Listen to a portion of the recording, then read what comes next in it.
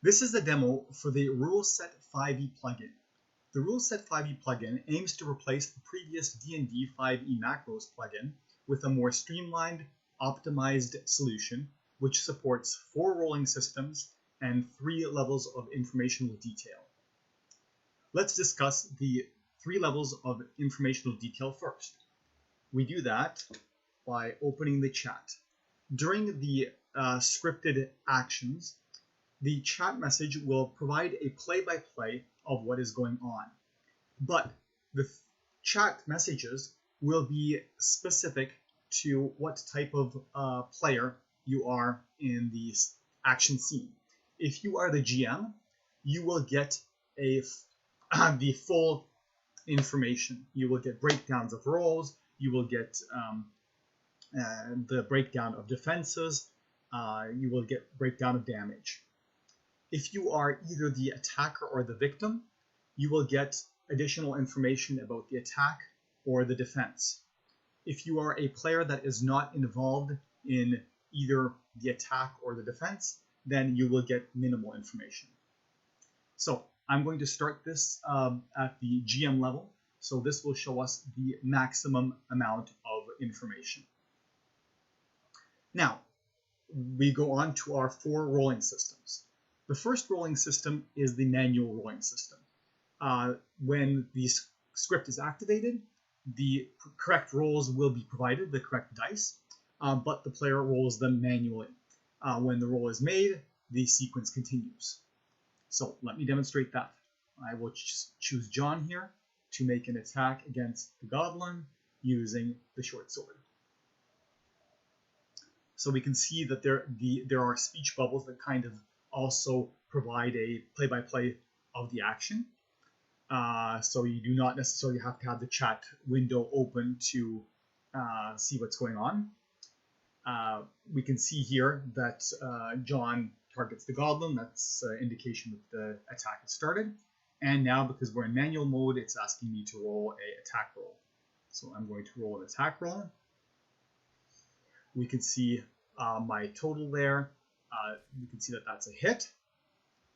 And again, because we are GM, we're seeing a full breakdown of the attack value, but also the fine print of what the roll was when the 20 plus 5 and the what was actually rolled, so a 19 plus 5. In this particular case, the owner of John would have also seen this detail because he's the attacker. But for example, here we also see that the goblin was hit and we see the goblin's AC. John's owner would not have seen that because he is not the defender. If the defender had been another player, that player would see this information. So it's asking to roll damage. I'm going to roll damage here.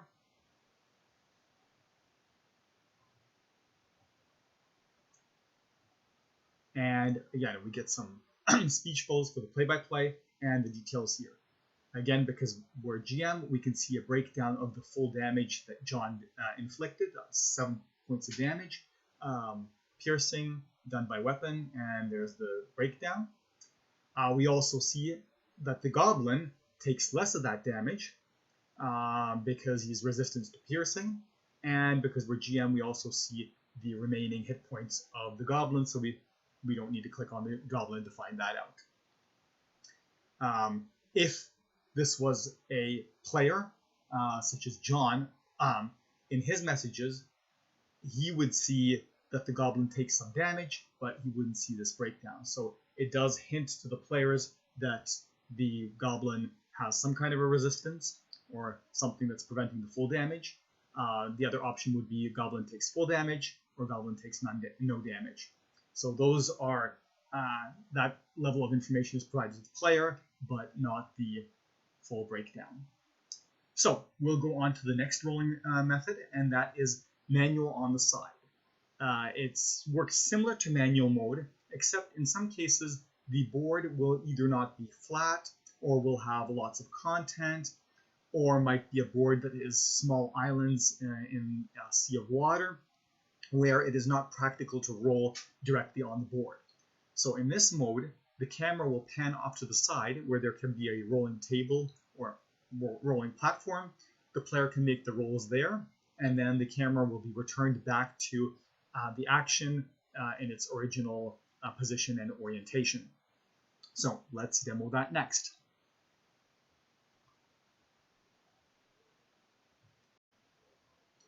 So in order to demonstrate the different levels of the information, I will also switch to a player mode here.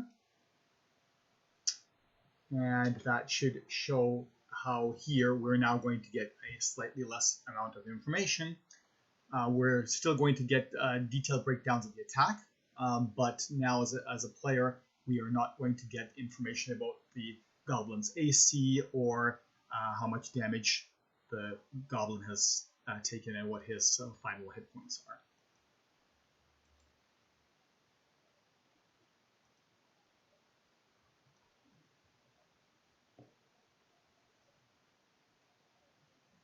So we can see the camera has been panned off to the side, allowing us to now make a roll. You can also see that because we can't see the speech bubbles, we are getting the play-by-play at the top. We can roll our damage.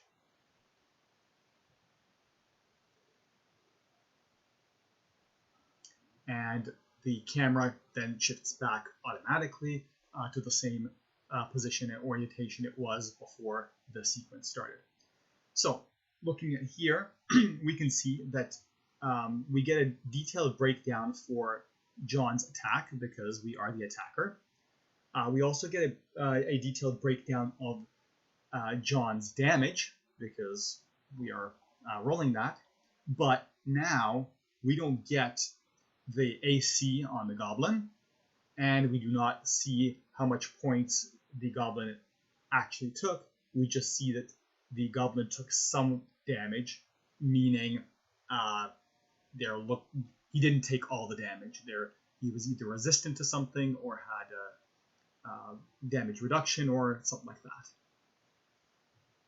Okay, so the next rolling system is the automatic dice with dice cam. In this rolling system, the dice are rolled for the player, but actual dice are rolled, and there is a dice camera that shows those rolls, which appears as needed and then disappears when it is not needed. So let's demonstrate that next. In this roll, I will go back to GM mode so we get our full set of information. And I will also demonstrate here that the attacks can have different sets of dice rolled for damage, and they could be different types. In this particular case, we have a sneak attack damage, so there will be short sword damage and sneak attack damage. They both happen to be the same type of damage, but the system does support different types of damage. What's important here to note is that when we get the dice cam, normally the dice cam when rolling a d20 will be shown in a more close-up manner, but when the number of dice is large, it will automatically zoom out a little bit to try to make sure that the dice all get captured. Now, it is not a in-depth algorithm, it's just a simple zoom out, so it is still quite possible to roll a dice out of the dice cam and it won't be visible, but the results are still tallied, so it's not a big issue. Just like rolling the dice off the table and onto the ground in a physical game. Okay, so let's go to the third rolling method, and that is automatic dice with dice cam. And we'll select our attacker, and I will select short sword with sneak attack. And there goes the sequence. We can see our white dice cam came up there. And that was a miss. So let's try that again, because that was anticlimactic.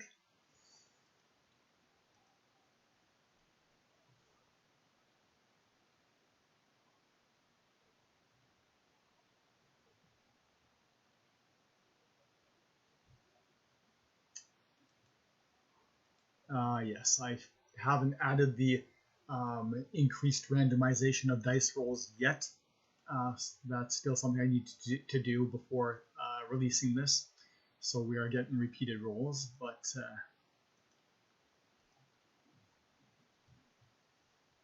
that will definitely be in before I release it. Okay, now our damage roll here.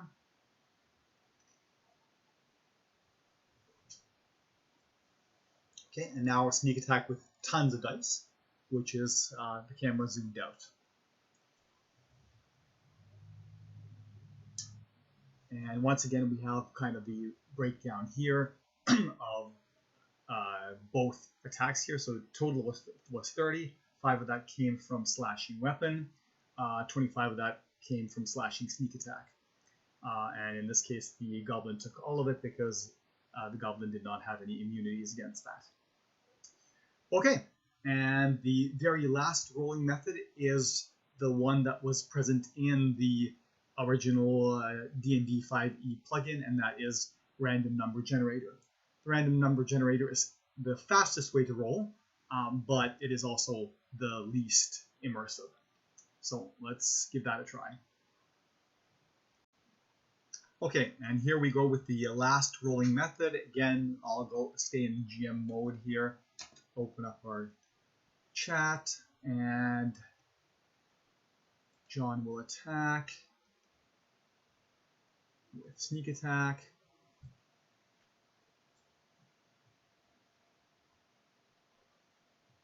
And miss. Okay, well, let's try that again.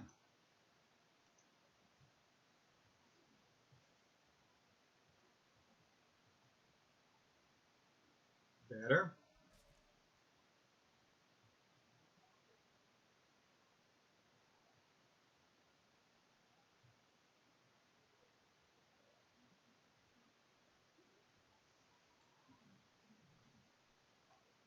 So again, from a GM's point of view, all the information is there. Breakdown of the damage inflicted, 8 piercing, 47 piercing from sneak attack. All the dice are there, and same thing for the goblin.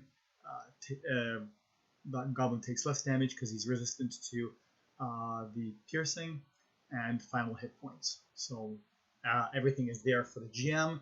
Less of it is there for the attacker and victim, and a minimal set of information is there for other players. So that's pretty well it for the 4 rolling methods.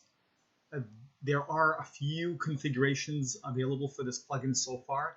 I hope to add more, probably even some house rule options that you can turn on and off. But at the moment, it is just a configuration for which rolling style you want to use, and also the delay between the different sequences. So you can see right now the prompts for rolling dice and things like that, and steps in between the whole sequence are fairly fast.